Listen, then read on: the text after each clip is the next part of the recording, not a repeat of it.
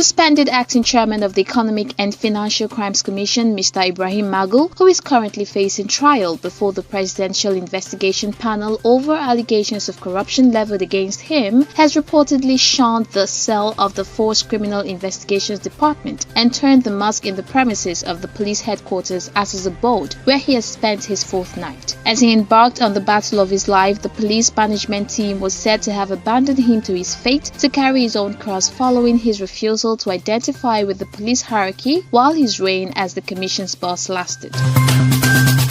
The House of Representatives has faulted the federal government's decision to suspend the plan to partially reopen schools for pupils in final classes to take external examinations. The Committee on Basic Education and Services criticized the decision to disallow Nigerian pupils from sitting for the West African Senior Secondary Certificate examination to be conducted by the West African Examinations Council for the 2019-2020 academic session. You may recall that the Minister of Education, Adamu, at the end of a meeting of the Federal Executive Council on Wednesday, said all federal schools would remain closed until it was safe to reopen them.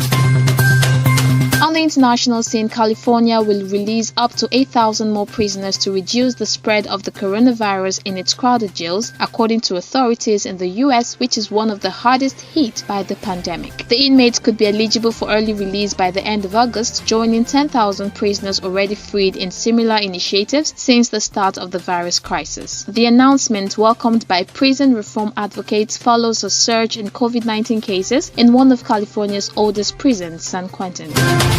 Moving on, the World Health Organization said yesterday that countries may have to lock down again as COVID-19 cases continue to spike worldwide, with over 12 million now reported, more than double the amount reported 6 weeks ago. The WHO, which President Donald Trump took steps to withdraw from this week, has advised countries to open slowly, pay close attention to their data, and proceed cautiously as they reopen.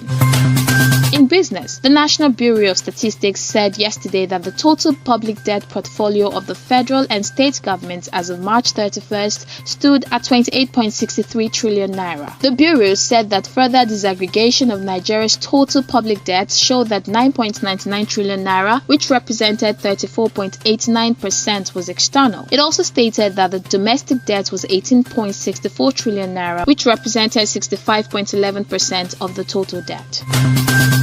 In entertainment, Jada Pinkett Smith says she indeed had a relationship with music star August Alsina. Pinkett sat down with her husband Will Smith for the latest episode of her show Red Table Talk, where she talks about the relationship with Alsina. Pinkett's husband tips in, saying the first time the family had an encounter with Alsina was when he was sick and how the family helped him pull through. Pinkett goes on to reveal the time their marriage was going through tough times and how she got entangled with Alsina in a romantic relationship.